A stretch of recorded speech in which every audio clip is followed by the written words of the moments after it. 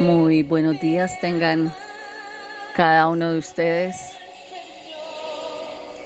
Como dijiste, derrama tu gloria, derrama tu gloria, ven Señor.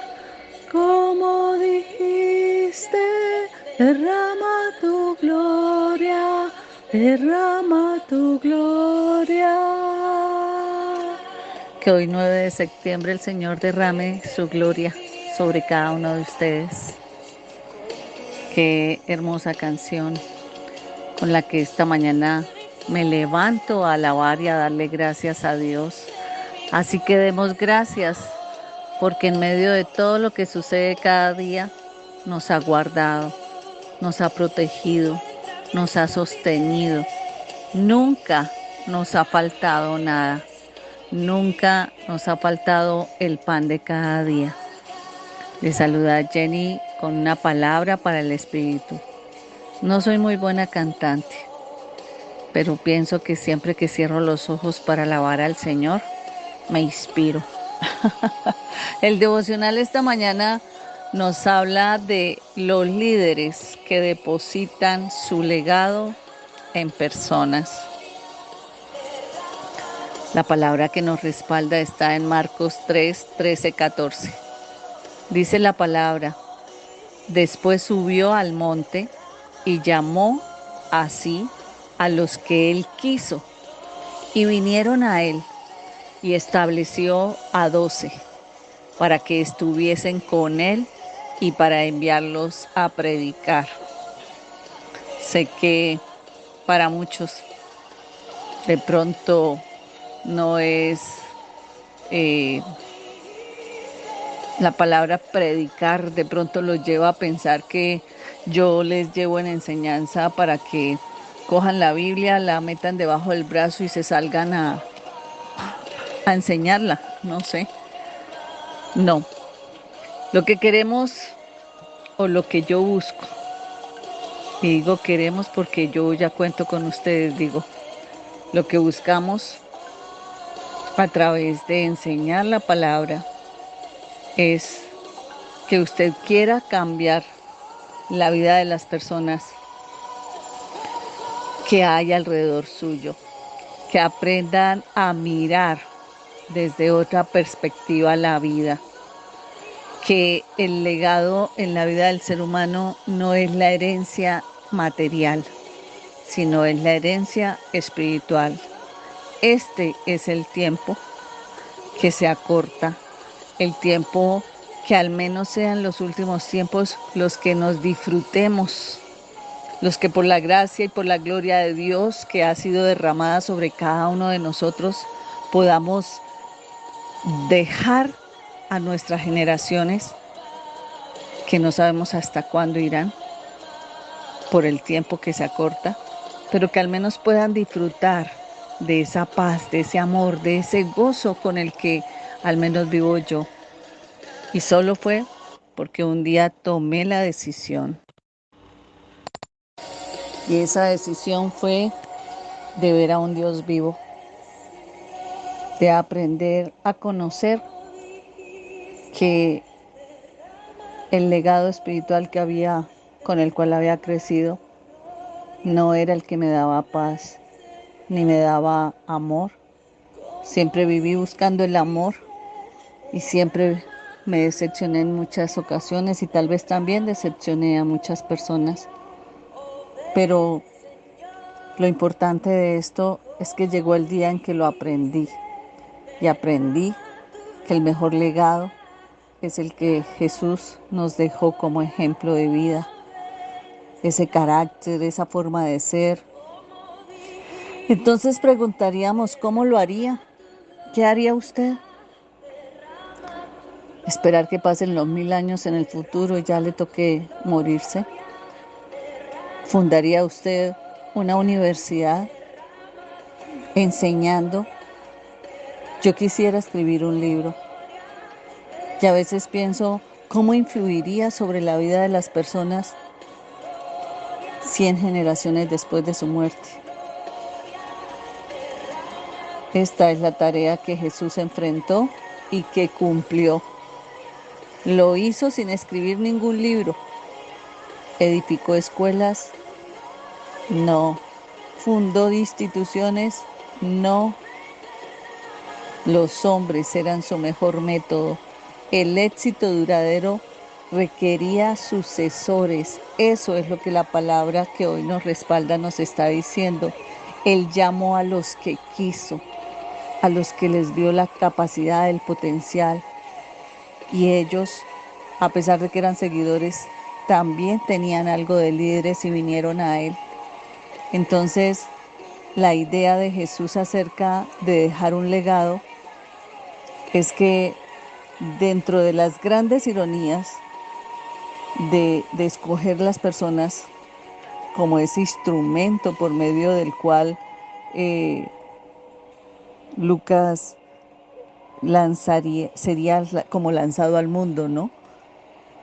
Pero algún día, cuando usted esté delante de Dios en la eternidad y nos encontremos, espero preguntarle por qué escogió seres humanos para una tarea tan importante. Pero mientras tanto, acepto que si Jesús quiso depositar su legado en personas, entonces debemos también aprender su método y practicarlo lo mejor que podamos. No es poner la confianza en el hombre, porque bien dice la palabra, maldito el hombre que pone la confianza en el hombre. Pero sí es que si usted considera que ha sido un líder, que es un líder, que se ha preparado como líder y ve potenciales en otras personas y los empieza a preparar al igual como líderes, entonces usted tendrá una muy buena idea para trabajar en la vida de las personas. ¿Y qué debemos trabajar en la vida de las personas? 1. Instrucción, el instruirlos. Porque Jesús estuvo enseñando constantemente con parábolas.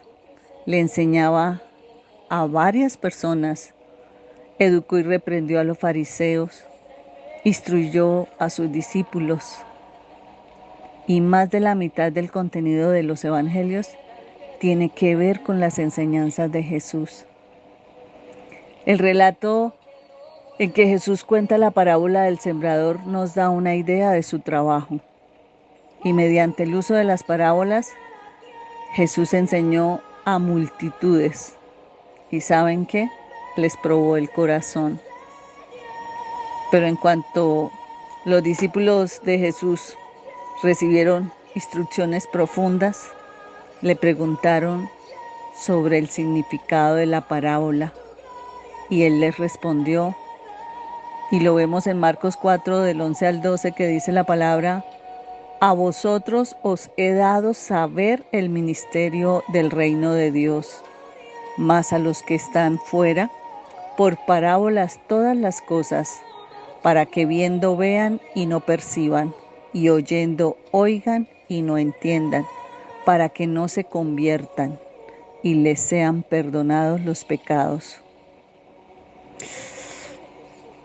Cuando vemos nosotros que de pronto no pudimos vivenciar esa época, esa forma magistral que él usaba, pero sí lo vemos a través de las parábolas que revelan una verdad muy profunda.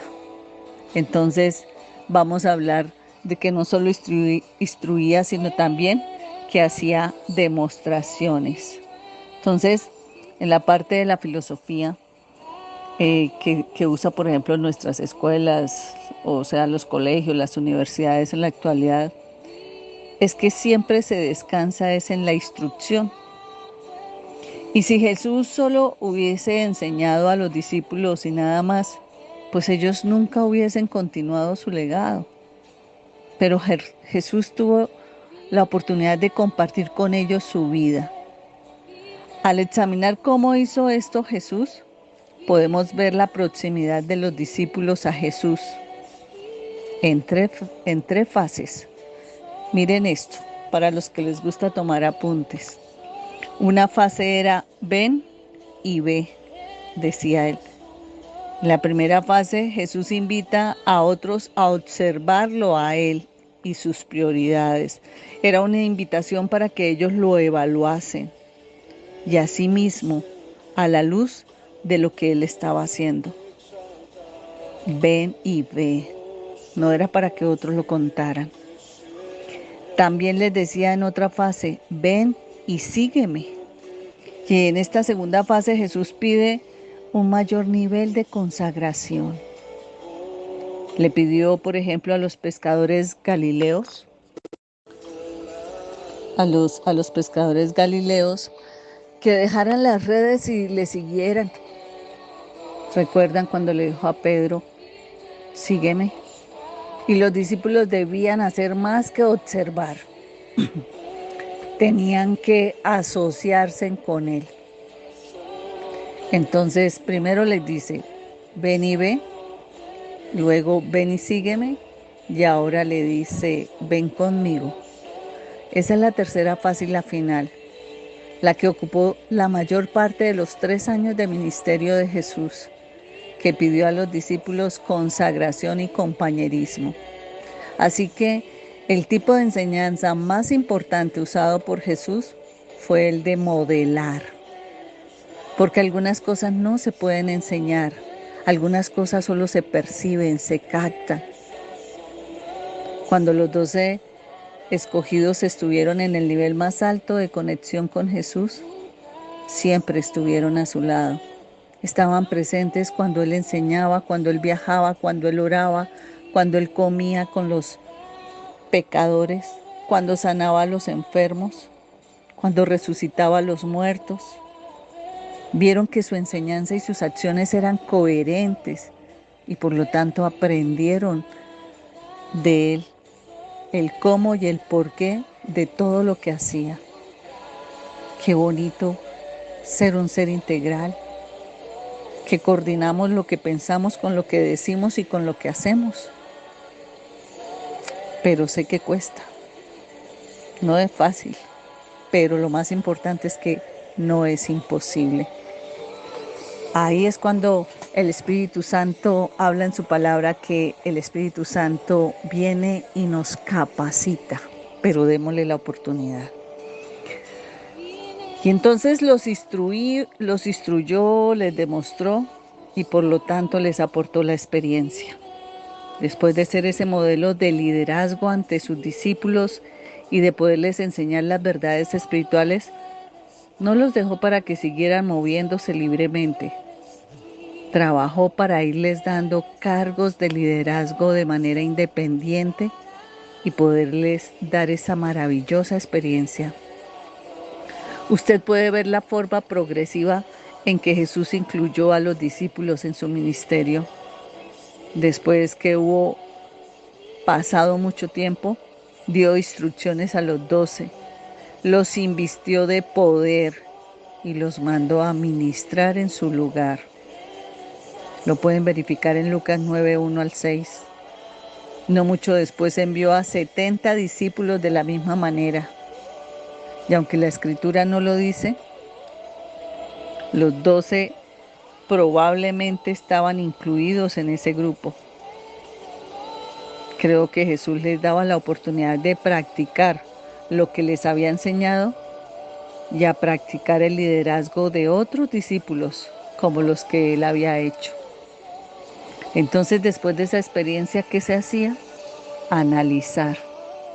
Jesús en repetidas ocasiones evaluó el progreso de sus discípulos. Por ejemplo, después del regreso de los 70 que había enviado, los hizo rendir un informe. Recuerden, les dio instrucciones acerca de las prioridades y celebró con ellos. Verifiquen eso en Lucas 10, 17, 24. Así que Jesús también dio asesoría individual a sus discípulos que incluía la retroalimentación específica acerca de su carácter, de sus capacidades, como lo vivió Pedro, a quien elogió por su gran fe. ¿Y dónde lo dice? En Mateo 16, 17 al 19. Y también lo reprendió por la debilidad de su negación. Lo había negado. En Mateo 26, 33, 34. Entonces, miren que toda la enseñanza del liderazgo, todo lo que quieran conocer del legado, ustedes lo encuentran en la palabra. Y puede que los discípulos no siempre hayan entendido todo lo que Jesús les dijo. Al igual yo también sé que tal vez no entendieron todo, pero les quedan las enseñanzas. Así que si usted tiene el deseo de dejar un legado, debe buscar personas que lo hagan por usted. Necesita la persona adecuada y el proceso de preparación correcto para ellos. Solo cuando usted se haya derramado dentro de ellos, en todo su conocimiento, en su carácter, se haya dejado conocer, ellos podrán hacer lo mismo con otros. Nadie puede dar de lo que no tiene. Entonces le pregunto, ¿quién va a continuar su legado? Oramos, cortico pero oramos. Gracias, Señor, por esta palabra.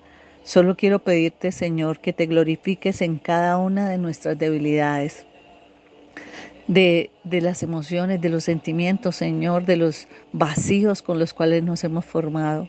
Ayúdanos, Señor, a entender tu llamado. Fortalécenos y danos el dominio propio para quitar de en medio todo lo que nos estorba para poder dejar un gran legado. Gracias, Señor, por esta luz, por esta experiencia, por esta palabra.